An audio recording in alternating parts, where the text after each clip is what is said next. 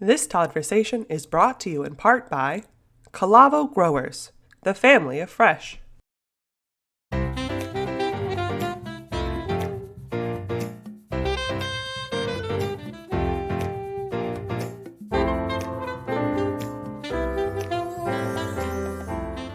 Well, everybody, if you haven't figured out by now, I am personally taking this entire interview off the rails, off the tracks. Here we go. Welcome. Look who's here. As I said in the beginning of my diatribe, I am so honored to have these two ladies hang out with me today. I'm thrilled. They're two of my all-time favorite people on the planet. They mean so much to this industry. They've meant so much to me in my life and my career.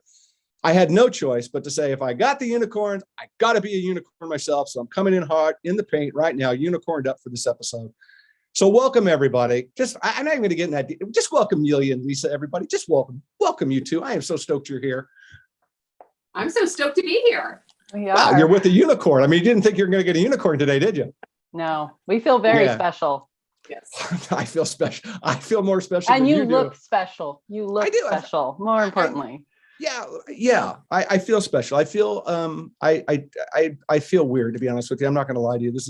But I look good in it. I feel good in it. So that's what matters. It's how I feel inside, not how I look outside. Todd, you're always so genuine.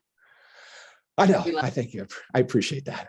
All right, so we're unicorned up. We're ready to roll. All right, ladies, let's do this because it's going to be a ton of fun. You know, I said to you in the beginning of this when we were talking before I flipped on the camera, we got started. I'm not a real bio reader, or, I just think I think it's a little campy. It's better from your heart. So, Lisa, kick us off. Tell everybody who you are, because tell the three people on the planet who don't know who you are. Let's do that. These days I feel like I know less and less because I go into these conferences and I'm like, wow, who are these new people out here? Which I'm excited to see because we do work and live in such an amazing industry. There's no doubt. Hello, everybody. My name is Lisa McNeece. I am Vice President of Food Service and Industrial Sales for Grimmway Farms.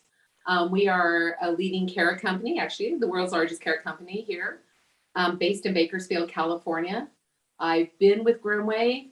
I hate to say it. I mean, I don't hate to say it, but it's been so long. It's been 31 years in March of last March. Wow, as it were 31 years. 31 years. 31 years, and a lot has happened. I mean, it's been crazy because when I initially started here, my job when I was hired was to come over here and work for a small carrot shipper who was just starting to get into a new item, baby peeled carrots. Yeah. So I worked between sales and production coordinator and we were making, I think, maybe 40 cases a day. And I mean, now look where we're at. We're making £1 million a week and millions of pounds a week. Pounds a week. Yeah. It's unbelievable. Yeah. So, unbelievable. Yeah. So that's kind of my bio in a nutshell. I mean, I love this company. I love this organization. I love this industry, and it's been a fun ride. No two ways.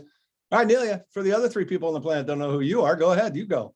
Nelia Alamo. I am currently with Calavo, and I just did the math. I've been in the produce industry for 26 years. I started my career at Gill's Onions in a sales and marketing role for about 18 years and been with Calavo, Renaissance Food Group, which is now Calavo, for the past almost 8 years. And yeah, same with Lisa, love the industry. I mean, it's kind of infectious. Once you get in it, you just, the people are great. The products are great. Like, it's just, there's a no lose situation. There's a risk because everything we do, is subject to Mother Nature, but couldn't be prouder to be in the produce industry. Well, you're right. There's a kinship. This is a relationship driven business. And those that think that it's not, as much as they want to try to change that narrative, I don't think it ends to the ultimate success of any business or any company that's in this space, because you're dealing with a category that's centered around morals and values. It's not the same feel to go to the grocery store to buy a paper towel as it is to go buy an avocado or a carrot. Let's be truthful. But you also have an impact in the world in a lot of ways with what you eat and how you spend your dollars. And so there's that connective tissue that we have to represent back to the consumer. And I think as a shipper or as somebody that's in between getting to that consumer, whatever level you're at, if you don't respect that relationship that's driven with that consumer, I think it nips you in the ass every time, personally. I really do. I agree. Yeah. I mean, just the relationships that we form and build, to me, it's not even, and I think you guys can all agree to this, is even some of these retailers and food service directors, even when they leave the industry, they're still my friends. I mean, Yeah. that's the friendship that's out there, and you build upon it. And you know their spouses, you know their kids. I mean, I know, looking at the two of you, I know how we've all built our own personal relationships, you know, even amongst ourselves, but within the industry. And Yeah. it's Well, and I Yeah, think this industry is so generous with their time and their knowledge too. And then just like being like an openness to share, you know, best practices or leaning on each other when, you know, you have a question, you don't have an answer. And I feel like there's not a competitive nature that might be in some other industries, where the produce industry is like, let's share best practices. Let's, you know, if I know something that can help benefit you, like we're all in this kind of together. And I think that, you know, perpetrates throughout the industry, and it's really special, honestly. I agree with you. I think there's a commonality there. And I got a great expression somebody said the other day when I was talking with them about how, you know, like something like food safety is not a competitive issue, right? And so, you know, that's a lot about, to your point, Nelia, about this industry is that, you know, yes, we all may be shucking blueberries, whatever the case may be, but ultimately our number one goal is to decrease consumption of blueberries. And, you know, if I can get somebody, you know, I firmly believe this, if I can get somebody to go eat a blueberry, whether it's mine or not, at least we got them eating blueberries, right? That's a win for the team. And ultimately that win comes back in individual ways for each shipper. So it's, you know, I agree wholeheartedly. Well said. So let's get in a little bit of what you guys are doing right now, if you don't mind. I want to talk a little, because things are a little bit different. Like Nelia, you know, you Calavo now, publicly traded company. That's totally different, right? That's a different vibe and dealing with. And so how has that been? I mean, how's that what's the change been for you with that? Well, it's been interesting because I grew up, you know, produce. My family's in farming. Very proud of family heritage and what they've done and what they've accomplished, and the opportunities that I, you know, had early in my career. And coming to, you know, again, my path came through Renaissance Food Group, which was, you know, longtime customer of mine, and coming from Gill's Onions, which was, you know, vertically integrated, you know, single commodity grower, processor, shipper, to the Renaissance side at the time, which was so diversified, was very interesting. And being a wholly owned subsidiary of Calavo, being publicly traded, is really, it's been a unique learning curve. I've learned so much. I think it provides a lot of opportunity. There's a lot of transparency in being a publicly traded company, and there's a lot of complexity to that too. So I take everything as an interesting, you know, what can I learn from this? What can I take? I think we all kind of continue to grow through our career paths, and it's been a fun one that certainly taught me a lot. Yeah, there's no doubt, getting into a public trading company, it's a whole different world, right? You have to think differently. There's, you know, you got a secret handshake, but you can't do it anymore. And you got all kinds of crap. Well, Lisa, you're no different though. I mean, you know, there's been a massive amount of change at Grimmway in the last, what's it been, 2 years? I don't even know. Call it 2 years. Yeah, 2 years, which had to be bittersweet in some ways, for you've been there for 31 years. I mean, you had such a great relationship with Rod and with Bob, and continue with the Grimm family. No two ways about it. So this has to be a little bit of a transitional change in some way. Can you touch on that a little bit from your perspective? Yeah. You know, it was really, I never thought they would sell. I mean, just never thought they would sell, because it was family. And to be honest, I mean, you look in our industry these days, there are very few family-owned companies anymore. I mean, there used to be so many of them, and now there's probably two hands, maybe more than that. But so when Grimm's came to us and said they were looking at selling, and they did share with a few of us that they were looking at that, and our executive team shared with us. And I was like kind of in disbelief.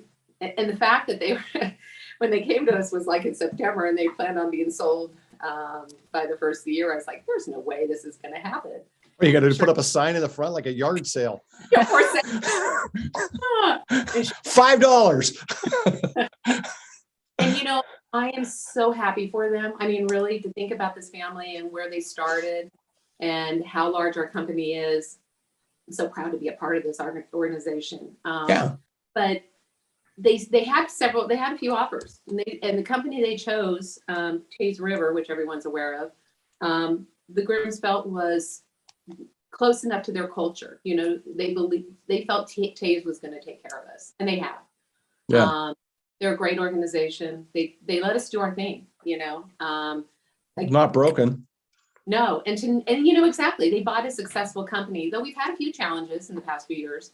We've made our way through them. And to Nelia's point, it's challenging. It's learning.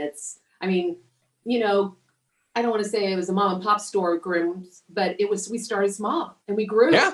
And now we're big boys and big girls, you know, and we're having to do things that we haven't ever had to do in the past. And the family seemed to manage that. They wanted to keep that near and dear to their hearts. And Todd, you were a part of our organization. I mean, I don't know how many people, I'm sure people remember that, but you worked with Cal Organic for many years, and you know, we had fun together. And the Grimms were always fair. But I feel like, I don't know, I just feel like everything's still the same. Sure, some people have moved on in different roles and everything else, but I'm excited about what the future holds. And change is, I don't want to say it's always, you always look at change as a kind of a scary place and time, but honestly, it pushes you, and it pushes you to whether you want to stay, get out, learn. There's so many opportunities with change, and I'm open arms. I'm welcoming all of them. Thanks for joining the Todd-versation. And now, a word from our sponsor.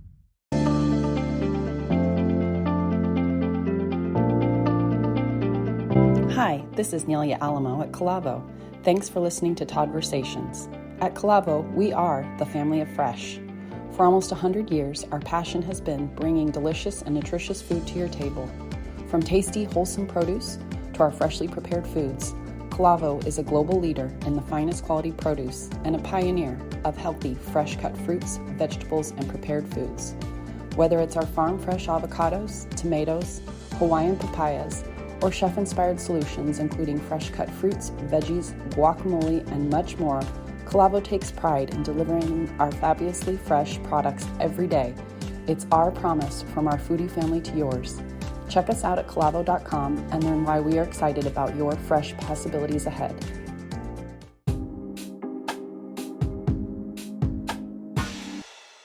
Well, I agree. And I think you learn more out of change and adversity than you do by, a lot of times, just by success. A lot of times success is just like, oh, hey, look, I won the lottery, right? But then it's that adversity afterwards, like, oh shit, I don't know how to manage money. So, you know, you're right. It's a change. Yeah. Well, Nelia, I think all of us, in my career, I can talk more about the mistakes I've made and the lessons I've learned from them too, and change. And it's like, okay, those are the real value pieces that have been instrumental in my growth and development versus just staying kind of status quo or the same. So yeah, agreed. I love that. And let's stay on that a little bit, because, you know, you guys have had an amazing tenure and continue to have an amazing tenure. You've influenced a shit ton of people in your careers. There's no doubt. But when you look at your careers, like, who's helped shape you to where you are today, right? I mean, it's everybody, you know, and I'm a big believer in mentors. I talk about it all the time. I think it's so important. Mentors really nothing more than being a friend. That's what it really, you know, it's just a fancy way of saying that in a lot of ways. But who's helped shape you today, and who's influencing even now? Who's influencing you, like, for tomorrow and stuff that you're looking at, that you're finding leadership from? Either one of you, who wants to go? Flip a coin. Nelia, okay. All right. I'm gonna say I can make the unicorn pick. I put the hat. By the way, if you notice, I took the unicorn hat on. I could tell you were getting a little hot under Oh my God. It's incredibly hot. I can't even imagine. But again, you wear it well. You're wearing it well. I don't know why anybody would want to wear this. Why would you put this on and go outside? Why not? Not only do you look, I mean, you look amazing, obviously, but my God, you're going to die. You're going to die by the time you get to the car of sweat. This is crazy. I'm going to lose 15 pounds. I'm going to literally lose 15 pounds while we're talking. Well, then I want one. Sold. I know. I would like that. Hey, I'll give you one after this. Cheap. I don't know if I want that one, but no, you don't. You don't. So yeah, I think there's been a lot of, I think that's, again, when I talk about the generosity of our industry, that's kind of the cornerstone of who we are. And Lisa McNeece has been one of the most generous, mentors in the industry. She was always one to create kind of this atmosphere of let's, we've all got the same customers and we might compete a little bit, but let's, share best practices and let's get together. I have Lori Coster, who was a great mentor to me, Jen Arman, Raina Nelson. Like I feel like there's been so many, and I'm naming mostly women, but there's been some strong leaders. We've been in the industry a long time.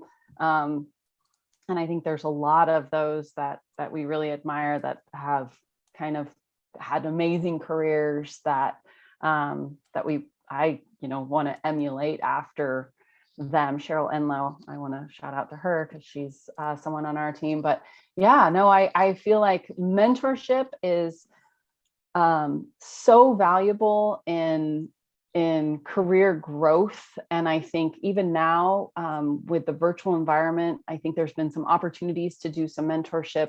For me, mentoring younger folks in the industry, and I learned so much from them, from their perspective too. So I think that mentorship goes both ways. So it's really nice. There's a lot of rich knowledge in there, but I think that's where, again, the produce industry has been so giving of taking people under your wing and not making you feel like you're someone new that doesn't have the same knowledge they do, but it's more like, well, let me bring you along and let me show you, what I know and help enrich kind of your career path and development.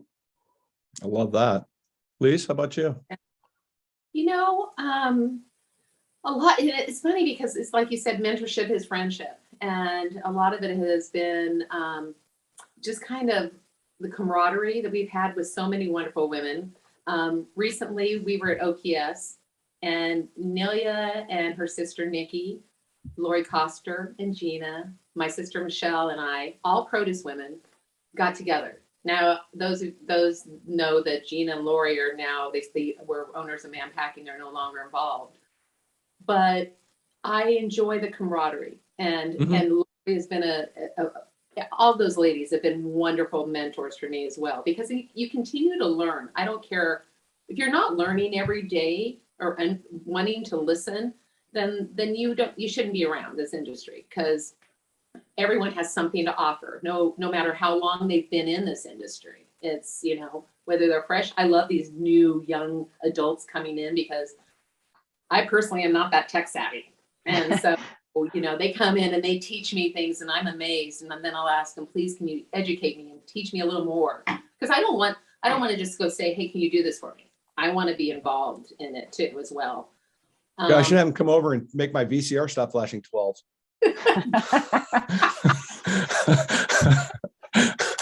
Oh my God. But I've had some powerful, you think about like Frida Kaplan, Karen Kaplan, Tonya Adel.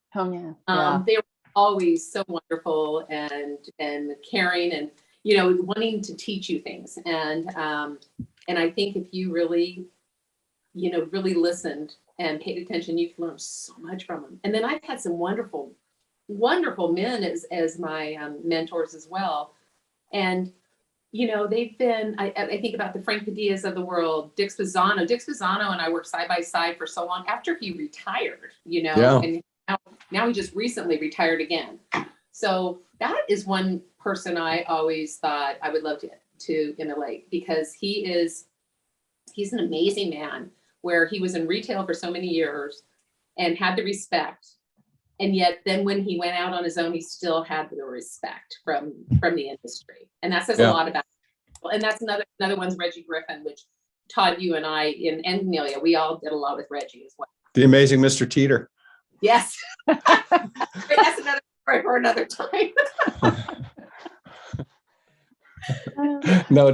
Well, so I want to because you're talking about people that have been influential to you, but let's be fair. You guys are also giving back so much to this industry, right?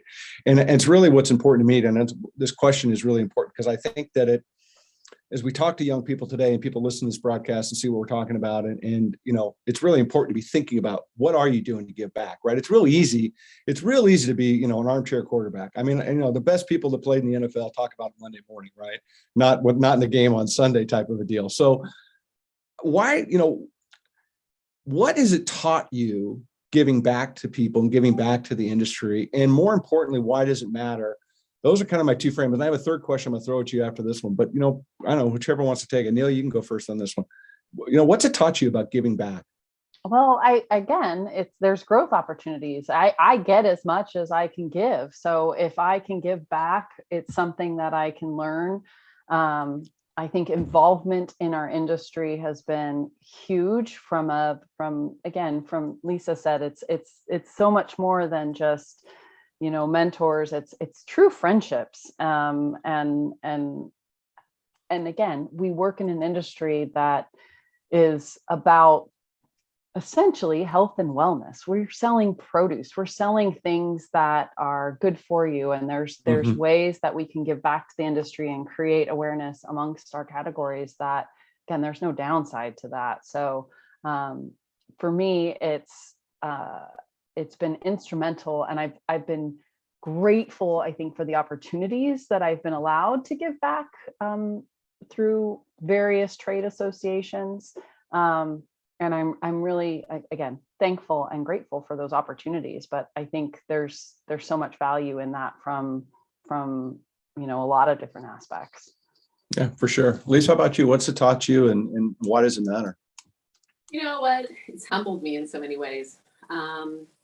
I think when you get involved, it creates such an enormous opportunities for myself and for others to be working side by side for the good of our industry, for the good of just, being able to feed America. And stuff. For example, I'm on the foundation and board for IFPA. And, we're looking at ways of being able to create opportunities for this, for insecurity, for food insecurity. And being able to, but again, it takes use this word, it takes a village. It takes a lot of money. It takes, to get this to be bigger than we ever can expect. And that is our goal. I mean, you want to reach for the stars. I'll reach for you, Todd. You have the stars there. So, I want, and I think it's so rewarding to be able to accomplish something. And I think the three of us are pretty much A personalities here. So, when we want something, we go for it, and nothing can stop us. But again, it goes all the way back to the relationships that you build, and being able to create opportunities with those relationships. Yeah, so. I love that. Well, so let me throw this question to both of you, because to kind of round this out, why do we need more people to serve and give back? Right. I mean, because I see a trend where people, some people get involved because it looks great on their resume. I've seen that a gazillion times. It's like, oh, this is a great next step for me. But at the end of the day, that's so short-sighted, and you don't come in with any proper energy. You don't come in with a bigger vision about a bigger goal and trying to win and get the ball down the field, whatever expression you want to use. So why do we need more people to serve and give back? Lisa, you can take it. Well, we need more people, but we need more people, to your point, not just for it to be on their name to be on. Yeah. They need to be involved. And we've all been on those boards where we see the same people that don't show up for the meetings, and, but we need the passion. I mean, as an industry, there's so much we can all offer. And, everyone offers something different. There's those of us that, book smart, street smart, tech smart, whatever, I mean, you think you bring all that together, and it creates such a great energy to make things happen. And our industry, if I hadn't got involved in all the boards throughout my career, you joke about how many people I know, and I do know quite a few. 500,000 people by their birthdays, their dog's name. Don't. You're going to bring it up. I am not going to let it go. I have never met anybody in my life ever on this planet that could walk into a room and name off every single person that's in the room. You are like some weird savant. You're like Rain Woman of some savant Rolodex contact list. I don't even know. It's like another planet. Years ago, I got to digress a little. Years ago, when I used to go down when I first started with Grimmway, Bob and Rod found out I was from the Imperial Valley, and they were trying to get growers down there. And I would go down with them every year for this barbecue, and Rod would come with us, and he said, just stand next to me. If I don't say anything to the person's name, you tell me their name. Because I grew up down there, I knew all of them, but I think from that point on, and that's what's a lesson I learned. When you're standing there with people and they don't say hi to that individual, you definitely say their name if you know it. So that helps, helps continue the conversation. But I'm sorry, I digress. Oh, you're fine. Sorry, I took us down the trail. I apologize. Anyway, no, it's important to be involved, because if I hadn't been involved, I wouldn't have those relationships, and those relationships truly helped me in my career here. Absolutely. Neil, how about you? Well, I think for me too, like with experience and age, I think there's a shift in perspective of wanting to give back at a greater passion. I mean, for my younger self was eager to get involved because I wanted to learn more about the industry and to network and meet people. And I feel like, as I've gotten older now, it's like, okay, I've had all this, I'm proud of my career and I'm proud of our industry. How can I give back and better serve? And so I think it's kind of it's a shift in thinking, at least for me. And it's a bigger priority than I think it was in the past. And I think that just came with experience and age. Yeah, no, I think, well, you're right. And I love what you said too about networking, right? Because that's really a big part of it. And I think it's great. Networking is a wonderful thing. Don't get me wrong, but there becomes a point where, are you a professional networker? Or are you actually somebody that's in for the long haul and want to reinvest in this industry in ways to try to uplift and grow? Because the point, go back to what I said earlier, let's just get them to eat more blueberries. Let's worry about what brand it is downstream, because ultimately we need people to eat more blueberries, right? And so I think it's super important. It's a really, really valid point. Lisa, you brought up something that I want to go back to. You talked about the last 2 years, and apparently there was a pandemic. I'm just reading about it now for the first time this week. Didn't know anything about it. But COVID, I think they called it COVID. I don't even know. Yes. COVID-19, whatever it is. So it's definitely has been a trip and a half. There's no two ways about it. So my question is that from your perspective, at Grimmway, and the same thing for you, Nelia, at Calavo, what has the last 2 years kind of taught you? And maybe I'll give you a two-part question. What's it taught you? And then what's kind of surprised you about the last years, besides the fact that everybody's on Zoom wearing shorts and dress shirts? I mean, that's a given, right? Or wearing, a good looking unicorn outfit. Well, it taught me to be thankful. That's for sure. Yeah. We are so thankful and so fortunate to be in an industry that fed the nation, fed the world. COVID was, as we all know, when it hit, who would have ever thought that this thing would have happened, and shut down everything. I hate this word. We pivoted like everybody else. And the opportunities that were there, we got involved with not directly, but through distributors, the USDA food box. Our organic sales were large. The sales were great. I mean, that year it could have gone horrifically wrong, and it did. Not to say we didn't have our challenges, but I guess when I look back at it now, because it's starting to settle, things are starting. I mean, this year schools have been crazy for the last few years, and this year we're waiting. The business is good, don't get me wrong, but it's not that fast and furious like it has been the last 2 years. Right. So it's, I think it's just trying to look at your crystal ball and figure out what's going to happen next. But again, back to my first, I think just to be thankful every day, and how we're so fortunate that this industry is so resilient. Yeah. Yeah. Yeah, I think just adding to that, I think being grateful, I think we took for granted so many things, like being able to travel or going to a concert or going to the movies or doing any of that. It's shifted our business, it's shifted our lives. And I think, as much as we, shut everything down and there was a lot of pain points, I felt like there was also a lot of goodness out of that. My family was my kids were in the height of their high school years. And so we were constantly just moving and it was just chaos. And then we stopped and we were playing we were home and we had puzzles and we were playing cards, and I learned my kids' personalities and my husband's, and it's like, oh, who got what traits. And it was kind of a nice pause. And I actually, at the beginning of the pandemic, I started to journal because I had no idea. I remember, I'll never forget, in our corporate office, one of our leaders is like, we need to gather everyone in the office. I want to talk about this COVID. I'm like, oh my gosh, you're just making a big deal. What is this? And I felt like a big deal out of it and had no idea what would happen. I mean, there's no way we could predict, what happened. So I think we have to look at the lessons we learned from pausing and taking a deep breath and having some time, enjoying our families, slowing down in life. But, through business too, there was a lot of opportunities. And,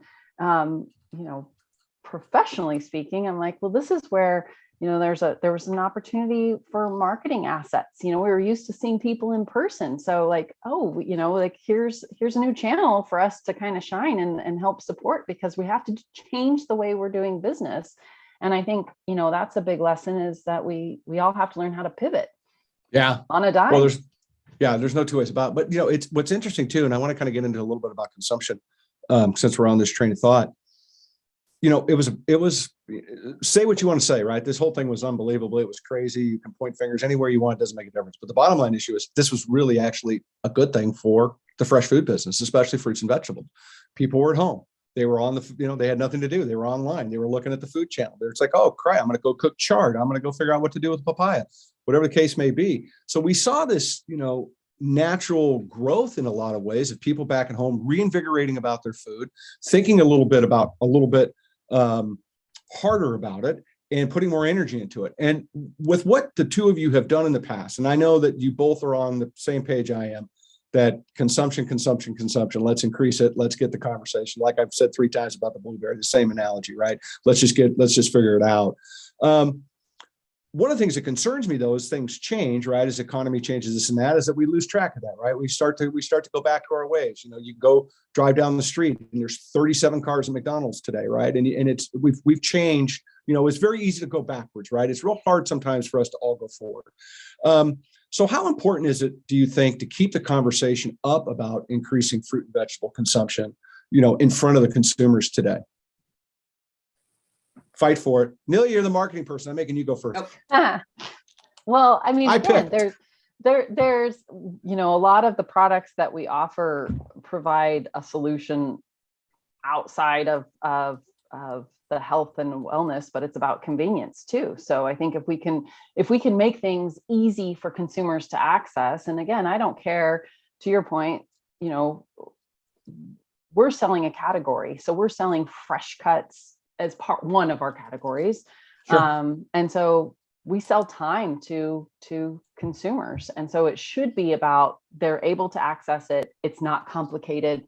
And so let's compete with we call ourselves, what is it? The better fast food. We're right.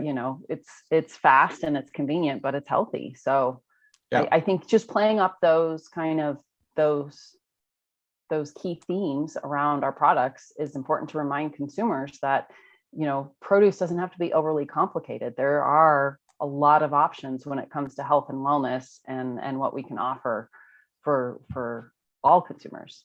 Yeah, I agree. I think we need to be leaning into that. We need to be reminding people that, 18 months ago it was really important you ate your fruits and vegetables. It didn't change today, right? Just because your life has changed and you feel comfortable going back, let's be honest, going backwards in some ways, it's really not the best move. Lisa, over to you, the same question. How do we keep that conversation moving, and what, especially with consumers?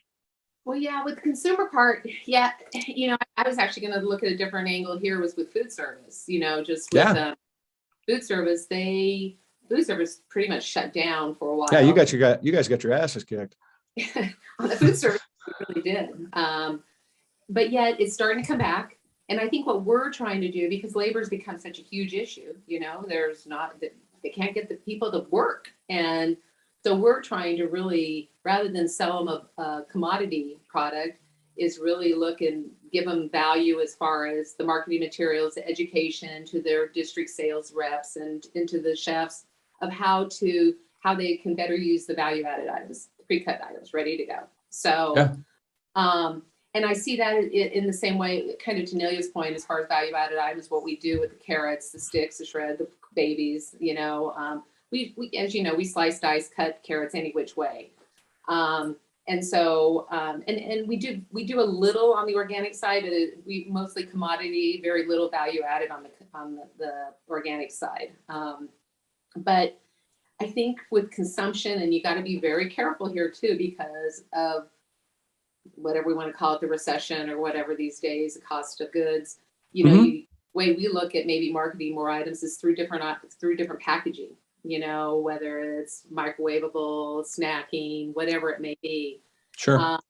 But I think you have to have a story. You got to have some recipes. You got to have something to be able to create interest on those packages for the consumer to take home and cook. And to your point, Todd, earlier, where people were home cooking, they were watching the cooking channel, they were cutting. I mean, to both your points, that was a time when family came together because no one could go anywhere. So it was a really interesting time.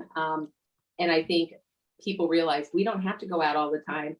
But yet I still see now, and I kind of get excited when I see these restaurants busy too, because this is part of my business, you know, the business side, everything busy. But I'm hoping those families, like you said, are we going to go forward, or are we going to take 2 steps backwards, you know? Yeah. No, I agree with you. Look, I mean, you know, and the data supports when the economy turns down, like it did in 2008, fruit and vegetable consumption went down. It's, you know, I'm not making it up. Go read it. It's not hard. Go use the Google machine. You can find it. But it's certainly, it's a positive note to see the economy coming back, restaurants coming back.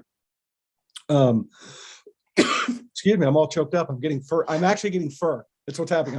I'm shedding unicorn skin right here as I'm speaking to you. This is what's happening. This is what unicorns do. We do not stay in our skin long. We constantly molt and have new stars and stuff. You probably don't know that, but again, you don't have a unicorn outfit. I do. And by the way, just so you know, my unicorn name is Unistar. That's what I want to be called from here on out too. Just as a point of reference. You need to change it on the bottom of your Zoom. Yeah. Not Todd Linsky. You know what? I didn't care. If we're going to make it official, we're going to make it official. But don't throw it out there and then try to just. I promise I'll change it next time. No, but you know, when we think about the economy, it creates a huge challenge, right? Because there's this perception that, you know, in America, in my opinion, that cheap is the best way to be, as opposed to being better. Right. And so we start to get into this narrative of like, who can be the cheapest? We saw this in 2008, you know, hey, 8 paper towels for a dime, 15 paper towels for a nickel, 37 paper towels for a penny. And it doesn't really help anybody win the day, right? There's that fine balance. And when it comes to food, it makes me nervous when we start to cheapen food. I believe in a big believer that making food cheap, while I understand the economic narrative, I mean, don't get me wrong, I appreciate it, but it's dangerous in the same token. So when I look at the brands that you both have, both powerhouse brands, I mean, you're in, you know, I'm guessing that if I went up and down my block right now, you're one of the two of you are going to be in somebody's refrigerator if I went and open them up, which I can't do anymore because my neighbors don't actually like me doing that any longer. But that's something else we can talk about. But it's a real challenge. And so as a company, and to your point, Lisa, you know, you're looking at different ways to be creative. I think we have to be mindful of the fact that as the economy changes and you know, I don't see it getting better tomorrow. I see it's going to be problematic for a while. And granted, you know, innovation comes from downturn economies. There's positive things that will come out of this. There's no 2 ways about it. But consumption is certainly one that really bothers me and concerns me the most, that we don't put a lot of energy in. So in wrapping that thing up a little bit, when you think about the challenge from an economic standpoint, are you guys having conversations internally to, you know, like, how are we going to address this? Because you can't always just, you know, you can't keep finding efficiencies. I don't care. You guys are efficiencyed out. Let's be honest, right? It doesn't exist a lot anymore. So how are you guys looking at that? And Nelia, I'm going to throw it to you first. And I know it's a big blown up 5,000 word question, but, you know, are you thinking about, like, if this economy in a year from now is worse, what are our steps going to be? Or are we thinking along the lines, like, how are we going to keep driving consumer engagement?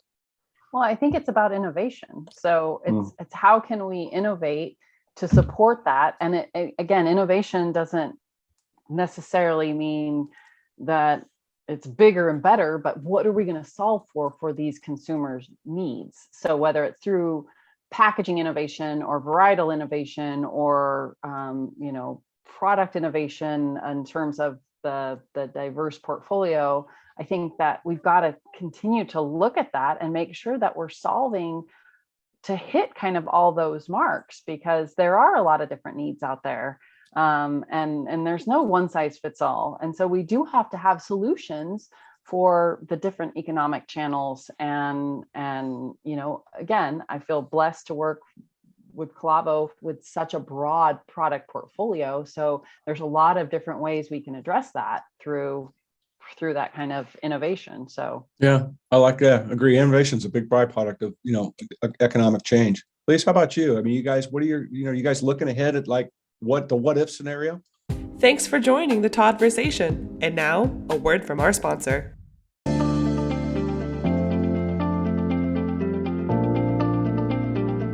Hi, this is Nelia Alamo at Calavo. Thanks for listening to Todd-versations. At Calavo, we are the family of fresh. For almost 100 years, our passion has been bringing delicious and nutritious food to your table. From tasty, wholesome produce to our freshly prepared foods, Calavo is a global leader in the finest quality produce and a pioneer of healthy, fresh-cut fruits, vegetables, and prepared foods. Whether it's our farm-fresh avocados, tomatoes, Hawaiian papayas, or chef-inspired solutions including fresh-cut fruits, veggies, guacamole, and much more, Calavo takes pride in delivering our fabulously fresh products every day. It's our promise from our foodie family to yours. Check us out at calavo.com and learn why we are excited about your fresh possibilities ahead.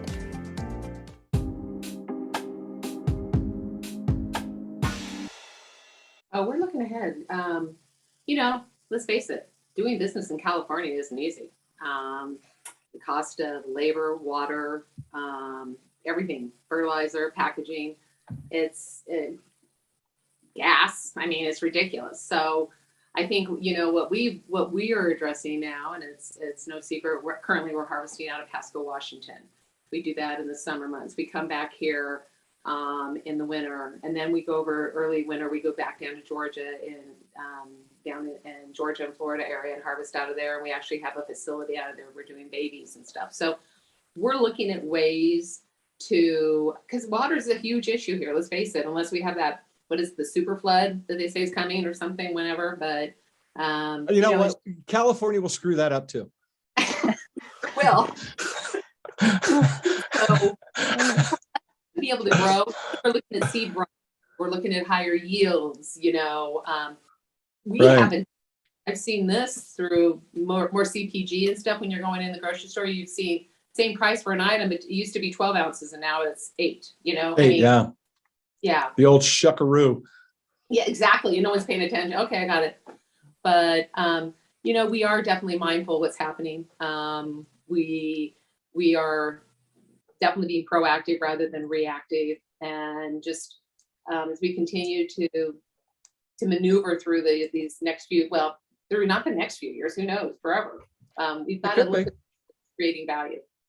Yeah, no, and thank you for sharing that, because I know it's a big, broad question, but I think it's really important that your perspective is heard, because I think there's a lot of people that listen to this that may not be thinking about, I'm reacting to today, but am I really putting a lot of energy into what tomorrow may be? What is that what if scenario when it comes to this, what's going on? If we've learned something over the past 2 years with the COVID-19, what we've learned is that you don't know shit, right? And so you're going to get blindsided whether you see it, you're not going to see it coming. You think you don't know. And this is the same thing with this economy. So I think it's great that people hear that perspective about, we are looking ahead, we are thinking ahead, we're trying to pivot to make sure that we are staying in the lanes that we need to be in and being relevant and making sure that, hey, we're driving consumption, we're doing what we can to get to the consumer. It's super important, because we certainly don't want them to go south and start doing 79 boxes of garbage in the grocery store as their main meal. We can't afford to do that for our health and for our planet. There's no two ways. So appreciate that. That was a great answer. I also think it's important for, there's definitely some powerful suppliers out there, some big suppliers. And I think customers, both food service and retail, need to really decide, don't chase price. Something we were talking about earlier. Look at your partners, and you need that partner, that solid partner, because those are the partners that are being proactive rather than reactive. Yeah. Yeah. Well, look, I've said it all the time. You're going to sell just as many at 79 cents as you are at 89 cents, but who wins at 89? Everybody, perhaps. And you need to have that level of conversation if we want to get through this together and maintain margin and consumption and keeping the ball rolling and keeping farmers growing. We're running out of farmers in this country, right? There's a lot of stats. We don't have second generation farmers, 40 more years of topsoil, no water. I mean, California alone, there's over $27 billion of voter funded bond measures that we haven't even spent yet, right? In the last 25 years. I mean, it's just the states, there's all these issues that people don't know about. But one of the biggest ones is we've got to keep this thing moving forward and keep that consumption driving. So I appreciate that. That's great answers.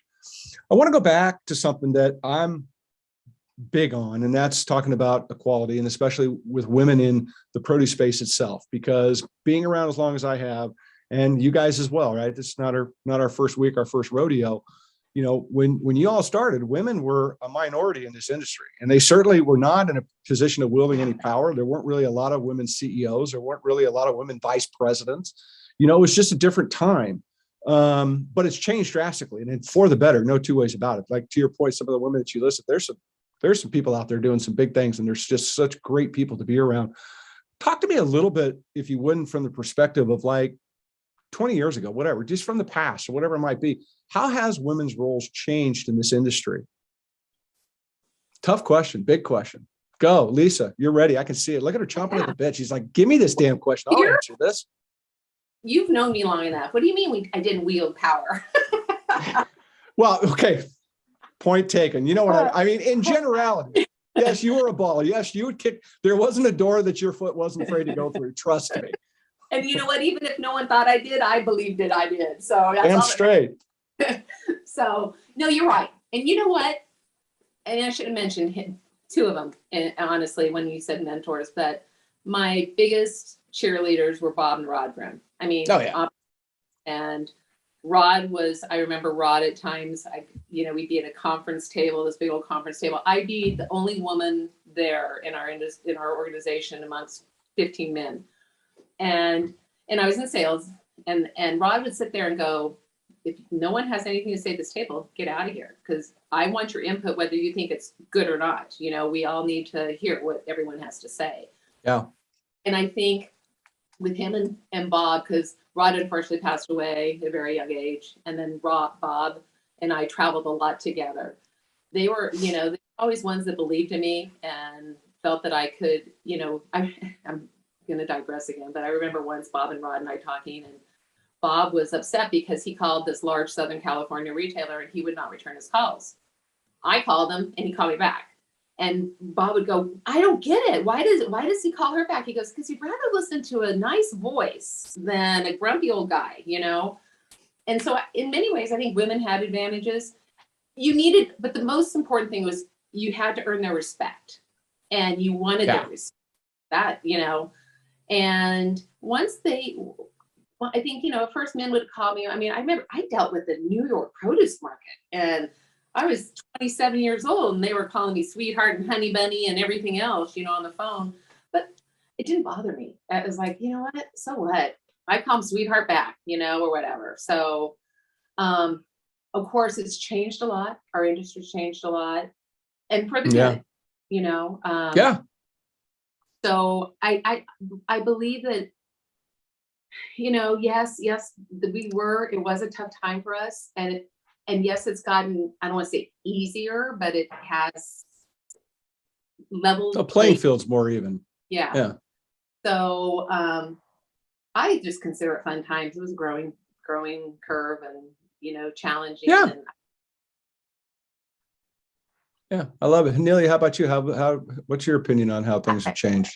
It has changed, and I agree. Like Lisa, I was fortunate. I worked for a family business. I worked with my dad and my uncle early in my career, and they were, protective, but also they gave me a lot of opportunity, and I had a support behind me and believing in me, being able to, in my ability to learn from them and do my job.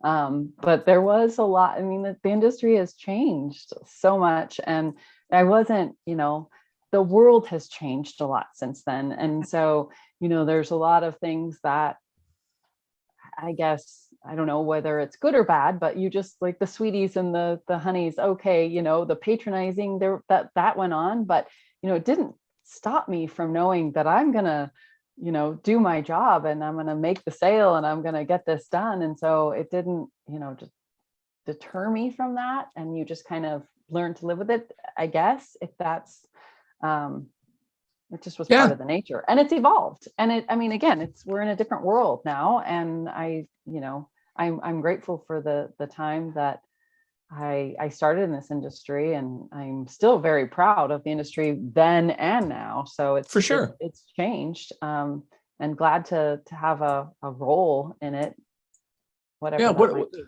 So with that being said, so who's, there's young people coming up, right? And I kind of want to lean into that a little bit and talk about younger generation moving forward as we kind of drift through these questions and thoughts of mine.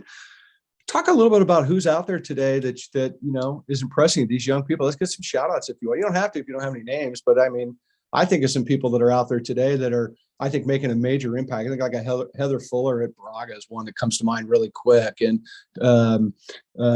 Tony down at Volcanoes, another one that comes to mind. Obviously the Kaplan family, the things that they've done is pretty amazing. Amongst others as well. But there's some really cool people that are doing some cool stuff. Share with me a little bit about who's out there that's kind of fun. I think that, like Lisa and I said at the Organic Produce Summit, we were kind of looking around and there's just a lot of new faces. And I think that is really exciting that there's so many young people coming into our industry, excited to be a part of something. Again, we have a great story to tell. So, there's no like, there's no real downside. There's a value add in entering into the produce industry. So I am just excited by it. I feel a little, I think we felt a little dated because we're like, oh my gosh, like there's just a lot of new faces. And so, but again, I think it's really exciting for the next generations to come in and have that passion and carry that torch on. It's funny you say that about new faces, but you think about it, it's like, well, that was you too one time. Oh, well, you know what I mean? And it's funny because I remember not wanting to be the youngest one in the room. Like it was like kind of offensive at some point, like, oh, my age. And now I'm like just scrambling to try to be kind of younger. I'm like, oh no, I don't fit that bill. But Nelia, who with Renaissance is Rochelle. I think Rochelle is one of those up and coming young ladies. And there's Ray that's over there with Ray and there's a lot of them. I look over at Taylor Farms, some of the women they have there. Bruce is, he has a lot of women and some very big role. Lisa Hearn, she's over there at VP Taylor, and it's pretty exciting to see those young ladies out there and setting the standards, which is nice.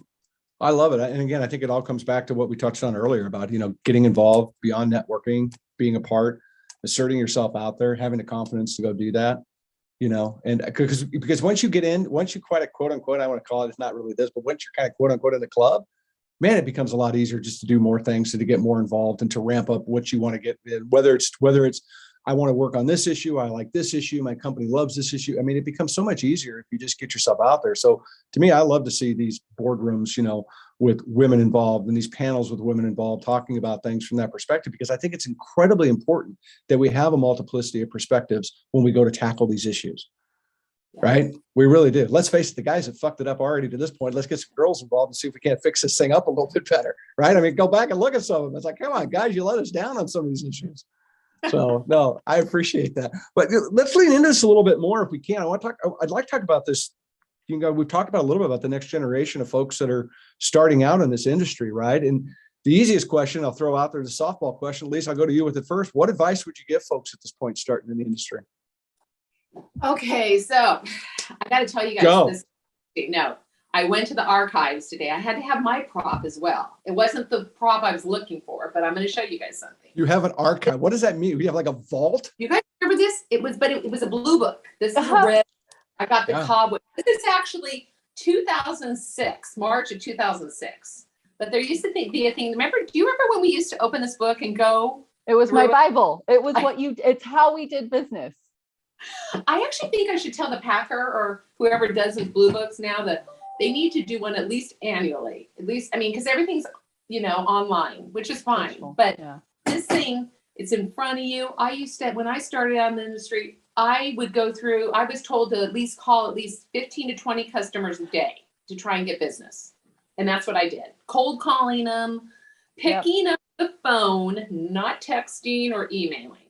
And this all goes back to relationships. This is how we build relationships. And I know we're in a new time in this tech. And I mean, I catch myself emailing and stuff because it's easier. But there's always a tone that you don't realize. You're sending an email and you look at it, you go, wait, should I not send that? Maybe I don't want that out there. And, my biggest advice is pick up the phone, have a conversation, talk to people, listen. Most importantly, listen. So. Yeah. All right, Nelia, go. I got more questions now. Lisa fired me up. I can't wait. I think it's great. I think it's ask questions, be curious. Don't, just because you're in a job of sales, like figure out the operations team, the food safety team, like find time to shadow other people's within your organization, because I think you're only going to benefit in your role if you understand the broader perspective. So continue to be curious, get involved, find mentors. And I love, again, I've got some regular calls with some people that we just kind of check in, and it's just kind of, it goes both ways. I get feedback from them, they get feedback from me, and it's a great learning experience. So lean into the network, and just always stay curious and always be open to growth. Yeah. Well, I think being curious is great, but and I think that recognize you don't know everything. That day will never come. Never. Right. And so at the end of the day, keep your mind and perspective open. And I think that that's something that, we touched on a little bit, and I'm going to lean into, but I have to say, Lisa, to go back to the red book, right? Blue book. Yeah. Was the absolute Bible. I did the same thing when we started, when there was no organic industry, when we started that thing. I literally spent every day going through that, dialing people to see if I could get them to buy anything. Yeah. Right. And I mean, it was just like hang up. I mean, it was the biggest, literally, it was just like, it was so rejected and dejected at days. It's just like, I'm 0 for 63 today. But every now and then you got a win. And that win was super exciting, because I remember, I'll never forget the day, because I was the Blue Book Bible and I would just keep calling. And there was someone I called and they're like, yeah, I would like a truckload of onions. I'm like, what? I was like, who are you? Gosh, this is my number. Crank call. Yeah. Well, look, hey, be honest with you, if we wouldn't have done it, where would I look at the organic perspective, where would it be today? Absolutely. Right. It would have stayed where it was. And that's how we opened up the doors by, you get one and then you put pressure on another one because you got one. Now you got two, then you put pressure on two more, and you got four. I mean, it's just what it was. It was a different time. But, one of the big things that I see that's, and we touched on it earlier, and I want to come back around to it because I'd like to get both of you to kind of chime in on it a little bit, is that we have this tendency to be incredibly transactional now. We have a tendency to let data run the day. Right. And I think that to your point, you both have said this, is that we're not really investing as customers any longer, in a lot of ways, as people. And I think that becomes really, really dangerous. I'm a big believer that if you have 5 minutes on the phone and the order takes a minute and a half, you better know the dog's name by the end of the next 3.5 minutes, right? Because that's what you need to do in order to invest in what we're doing, because we're dealing with a highly perishable, fast moving, fast paced, always changing. The price of something today may not be the price it is, maybe the price, maybe $10 at 7 a.m, but it may be $13 by 9:15. Right. And it becomes, you're not going to know that unless you have people that you're working with. So when you look at today, and to your point that you talked about earlier, Lisa, about investing into people, I mean, how much does that concern you with some of these young folks today that, look, they're on their phones, it's plug and play, it's go, it's blow and go, it's fast. But I also see it as a little bit dangerous too in the long game for businesses. I think this, what do you call it? COVID, whatever. COVID-19. COVID. Things, we had to, we had to go home. We worked out of our homes, and we made it work. Believe me, we all made it work. But everybody got used to being transactional on the computer, iTrade, everything else, and that was going on before COVID. But it still created. I mean, we're back in the office. We do have a little flex, with our team. They can have a day here. They are scheduled their day. But the importance of being in an office, for produce at least, for office atmosphere, I think is you hear a lot of things. You hear things going on to the person next cubby over from you or whatever. And you just used the word cubby. I know I did. Cubicle. I just feel like I just walked back into kindergarten. Put your shit in the cubby, kid. Cubicle. Thank you. I did say that. And I thought, okay, hopefully that didn't. No, I totally got that. So anyway, so I think you need to hear what's going on. You need to, be involved. When you're not here day to day, so many things slip through. And this transactional thing, honestly, I thought it was going to make my life easier. It doesn't. It seems like it's made it harder. There's just so much work and so much going on, and you got to dot your I's, cross your T's constantly. I think it's an evil in some ways, like to your point, it's going to take away from relationships. And it's not just on our end, it's over on the customer end too. They don't want to talk to you, Yeah. I don't know if you guys, I'm dating myself now, really dating myself, but years ago, 30 plus years ago, I did a Pete Purcell sales seminar. And it was this gentleman who taught how to make a sale on a call. There's like 10 people around a table, 10 or 12. And Right. You also, for this, I did it up in Monterey. And he would berate you. I mean, he would you try to make a sale to him. Well, why would I want to buy those from you? Why, tell me what's better than your stuff, But he taught me so much. And to this day, the one thing he always said to me, and the group did was, and I think this is true. He goes, they go, what do you think about Lisa when she picks up the phone? I go, you can tell she's kind and she's smiling, because you can sense that with people. Yeah. And I think that's such a necessity. That's why talking to people, you get to know them, you get to, you read them, even though you're not face to face, you read them. So, yeah. I know that was kind of long. I apologize. No, but it's absolutely spot on. And I mean, the fact you brought up Pete Purcell is epic. Cubby and Pete Purcell in the same answer. I mean, come on, 2 for 2. I think just saying on Lisa's on the same vein of that. Just say Cubby. Just say Cubby. And just say Cubby. You have to say Cubby. You have to open up with Cubby. Cubby. Okay. When I said in my cubby, but I think it's the human element. I think that is such an important factor that people, I think there's this pressure to sell, and I'll remember like my first board meeting back when I was with United, and just the level of intimidation sitting next to like a Reggie Griffin. And I was like, oh, these retailers, and I'm like, I'm just, they're all human at the end of the day, at the core, we're all human. And so I've always kind of said I was never really good at sales because I will tell you everything I can tell you about my product. But, if it's something you don't need, I'm not going to try to oversell it, but I'll connect with you and I'll be a resource for you. And I'll tell it to you straight. I'm going to give you, the honest truth. And I just think, that's where it's don't hyper focus on, the task at hand. But again, everyone has this human element. And I think it was at the beginning of the pandemic, there was one of I forget what webinar it was, but there was a CEO that was speaking as a guest panelist on this webinar.